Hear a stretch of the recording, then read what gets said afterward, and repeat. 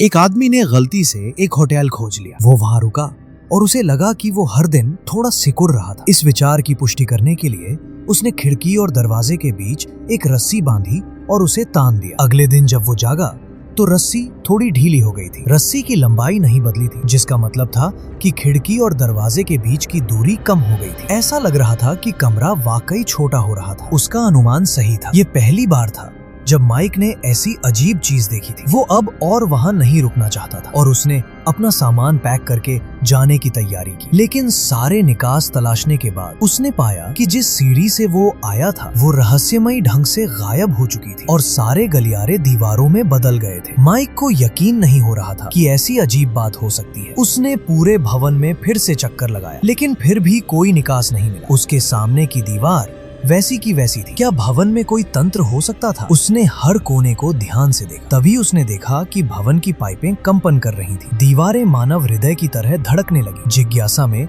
उसने अपना कान दीवार से लगाया। उसे जो सुनाई दिया वो ड्रम की थाप जैसा था। जैसे जैसे कंपन तेज हुआ, दीवार के कोने पर अचानक दो छोटे दरवाजे खुल गए। एक समूह बाहर निकला, हॉर्न बजा रहा था और संगीत बजा रहा था। वे अजीब धुनें बजाते हुए पास आए। इस समझ से परे स्थिति का सामना करते हुए माइक ने अपना सूटकेस पकड़ा और भागने लगा, लेकिन वो बैंड गोंद की तरह उससे चिपक गया, उसका पीछा करता रहा। जब वो दूसरी मंजिल पर पहुंचा, माइक ने एक बूढ़ी औरत को दरवाजे पर सिगरेट पीते देखा। वो उसके कमरे में छिप गया और बाल बाल बचा। वो बूढ़ी औरत होटल की पुरानी निवासी थी। उसे माइक की स्थिति पर दुख हुआ, लेकिन वो एक दशक से उस मंजिल से बाहर नहीं निकली थी। वो केवल गलियारे का एक आंशिक नक्शा दे सकी। वो और कोई मदद नहीं कर सकती थी। जैसे ही माइक निराश होकर जाने वाला था, पीछे से फुसफुसाहट ने उसका ध्यान खींचा। शुरू मत करो, ऐसी कोई चीज नहीं है, एक आवाज ने कहा। माइक को अचानक एहसास हुआ कि वे उससे कुछ छिपा रहे थे। कृपया कुछ भी मदद कर सकता है, उसने विनती की। तुम ऑरेकल को आजमा सकते हो, दूसरी आवाज ने सुझाया। उसकी बात मत सुनो,